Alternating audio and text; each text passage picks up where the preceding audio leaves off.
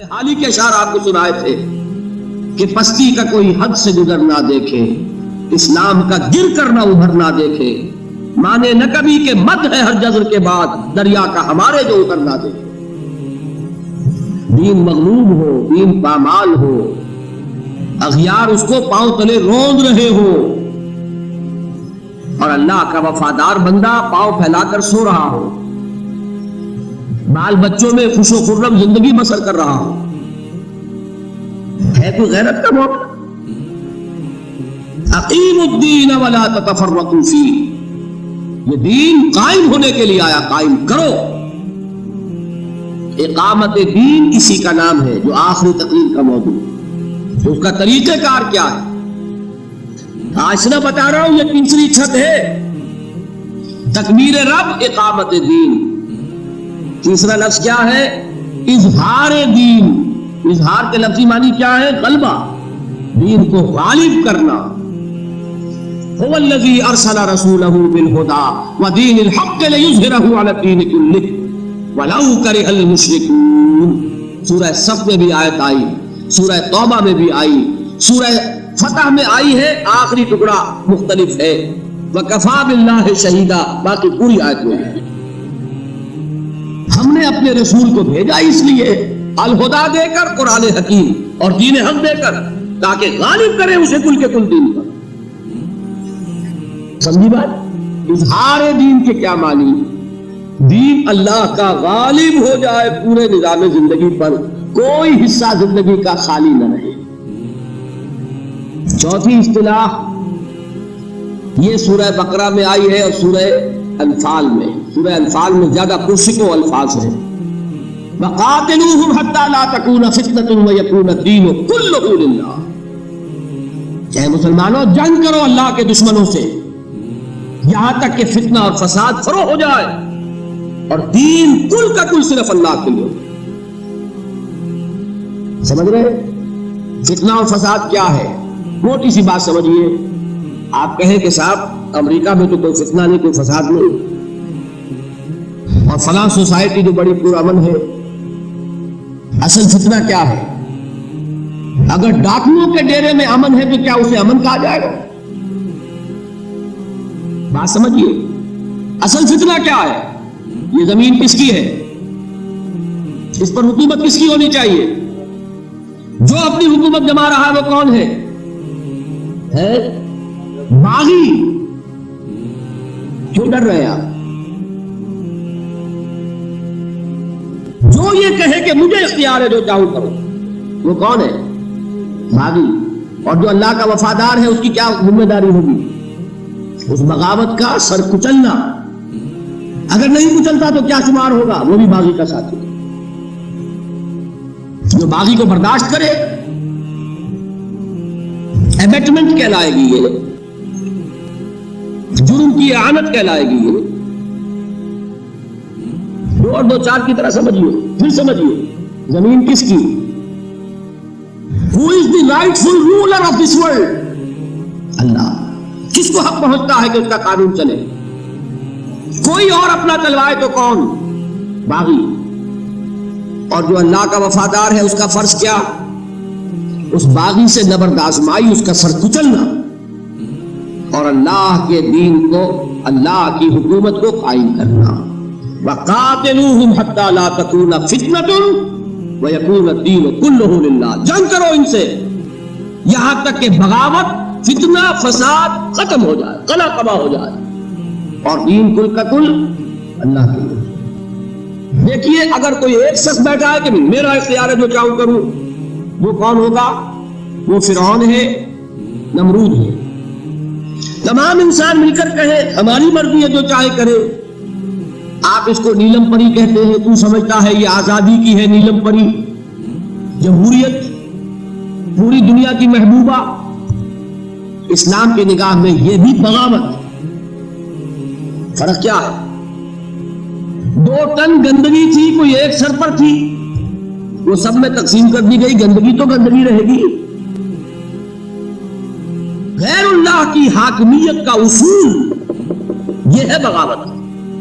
حاکم کو ان الحکم الا للہ، سروری زیبا فقط اس ذات بے ہمتا کو ہے، حکمراں ہے ایک وہی، باقی متانے آزری۔ اللہ کے دین کا قیام کہہ لے، اللہ کی پڑھائی کا نظام کہہ لے، دین کا غلبہ کہہ لے، کل دین اللہ ہی کے لیے ہو جائے۔ اصطلاحات 4 ہیں، مفہوم 1 ہے۔ 5ویں اصطلاح حدیث میں آتی ہے۔ حضور سے پوچھا گیا، حضور کوئی جنگ کرتا ہے مال غنیمت کی خواہش میں، کوئی جنگ کرتا ہے اپنی بہادری کے مظاہرے کے لیے، کوئی جنگ کرتا ہے کسی قبائلی یا قومی عصبیت میں۔ اس کی مثال تھوڑی سی سمجھا دوں، پہلی 2 باتیں تو واضح ہیں۔ فرض کیجئے کوئی شخص سے جا تو رہا ہے حضور کے ساتھ ہی کسی غزوے کے لیے، اپنے دل میں نیت جو ہے وہ مال غنیمت کی ہے۔ نیت تو انڈیویجول ہوتی ہے نا، کوئی شخص جا رہا ہے جنگ کے لیے، اپنے دل میں نیت صرف اپنی بہادری کا ذرا جوہر دکھانا ہے، اور کوئی شخص جا رہا ہے، یہ حمیت سے مراد کیا ہے کہ جو حضور کسی خاص قبیلے کے خلاف فوج کشی کر رہے ہیں، اس قبیلے سے آپ کی کوئی پرانی دشمنی ہے، اب آپ کے دل میں یہ ہے کہ اب موقع ملے گا دشمنی نکالنے کا، یہ آپ کی جنگ جو ہوگی یہ اپنی حمیت میں ہوگی۔ سمجھ گئے بات کو؟ قومی حمیت، قبائلی حمیت۔ تو سوال کیا تھا کہ حضور ان میں سے مجاہد فی سبیل اللہ کون ہے؟ آپ نے فرمایا ان میں سے کوئی مجاہد فی سبیل اللہ نہیں ہے۔ مجاہد فی سبیل اللہ صرف وہ شخص ہے جو جنگ کرتا ہے صرف اس لیے لِتَكُونَ كَلِمَةُ اللَّهِ هِيَ الْعُلْيَا، کہ اللہ کی بات سب سے اونچی ہو جائے۔ اللہ کی بات کا اونچا ہو جانا، اسی کو آپ کہتے ہیں بول بالا کرنا۔ اللہ کا بول بالا کرنا، بات ایک ہی ہے۔ تو تکبیر رب کہہ لے، اقامت دین کہہ لے، اظہار دین الحق علی الدین کلہ کہہ لے، لتکون کلمۃ اللہ ہی العلیٰ کہہ لے، ویکون الدین کلہ للہ کہہ لے، مفہوم ایک ہی ہے، یہ بلند ترین چوٹی ہے دین کی۔ ان 2 میں ایک نسبت ہے، اس کو میں مثال سے واضح کر دوں۔ دیکھیے، ایک ہوتی ہے بیل، وہ زمین ہی پر پھیلتی ہے، کدو کی بیل، خربوزے کی بیل، ککڑی کی بیل، جتنی پھیلے گی زمین پر، اوپر تو نہیں اٹھے گی نا، بیگوں میں پھیل جائے رہے گی زمین۔ ایک ہے وہ درخت جاتا ہے سیدھا اوپر، سمجھ گئے؟ اسی طریقے سے تبلیغ بھی 2 طرح کی ہے، ایک ہے خالص مذہبی تبلیغ، ایک ہے انقلابی تبلیغ۔ مذہبی تبلیغ کیا ہے؟ صرف عقیدہ پھیلا رہے ہیں، عبادات پھیلا رہے ہیں، نظام قائم کرنے کا خیال نہیں ہے۔ انقلابی تبلیغ کیا ہے؟ نظام کو بدلنا ہے۔ مذہبی تبلیغ کی سب سے بڑی مثال عیسائیت کی تبلیغ، انہیں کچھ اور کرنا ہے سوائے اس کے کہ عقیدہ ڈوگما ہے وہ پھیلا رہے ہیں، اور کچھ کرنا ہی نہیں۔ ان کے ہاں شریعت ہی ساقط کر دی تھی سینٹ پال نے، شریعت ہی نہیں، قانون ہی نہیں، نظام کہاں ہوگا جب قانون ہے نہیں؟ نافذ کسے کریں گے؟ وہ جو کہتے ہیں گنجی کیا نہائے کیا نچوڑے، ہے ہی نہیں، بحال ہی نہیں ہے، جو کس کو دھوئے گی، کس کو نچوڑے گی، کس کو سکھائے گی، ان کے پاس شریعت ہی نہیں۔ حضرت عیسیٰ تو یہ کہہ کر گئے تھے، اب بھی وہ الفاظ موجود ہے سرمن آف دی ماؤنٹ کے شروع میں، don't think I have come to destroy the law, ہرگز یہ گمان نہ کرنا کہ میں شریعت موسوی کو ختم کرنے آیا، شریعت موسوی تم پر بھی لاگو رہے گی۔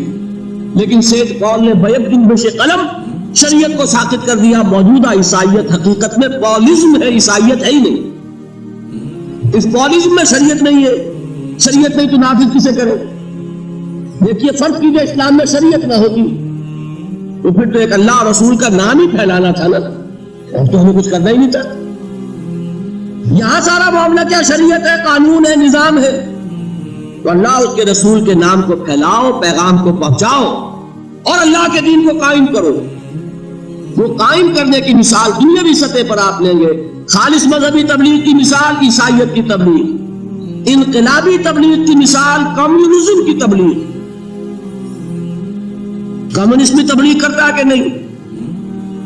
لوگوں کو ہم خیال بناتا ہے کہ نہیں؟ کروڑوں اور اربوں ڈالر کا لٹریچر رشیا سے چھپ کر آتا ہے کہ نہیں؟ کیوں آتا؟ تبلیغ ہوگا. لیکن یہ تبلیغ کس لیے ہے؟ کمیونسٹ سسٹم کو نافذ کرنے کے لیے، انقلاب برپا کرنے کے لیے، جمہوری یا سیاسی یا دوسرے جو بھی سرمایہ دارانہ جمہوری نظام ہے ان کو ختم کرنے کے لیے. یہ مقصد ہے کہ نہیں؟ یہ تبلیغ ہے، انقلابی تبلیغ، وہ تبلیغ ہے مذہبی تبلیغ. اسلام میں یہ دونوں ہے. دوسری منزل تھی جو میں نے بتائی وہ تبلیغ کی ہے، تیسری منزل انقلاب کی. نظام بدلو، حکومت اللہ کی قائم ہو، جمہور کی نہیں، شریعت اللہ کی نافذ ہو. کوئی پارلیمنٹ قانون سازی کر سکتی ہے صرف اللہ اور اس کے رسول کے احکام کے دائرے کے اندر.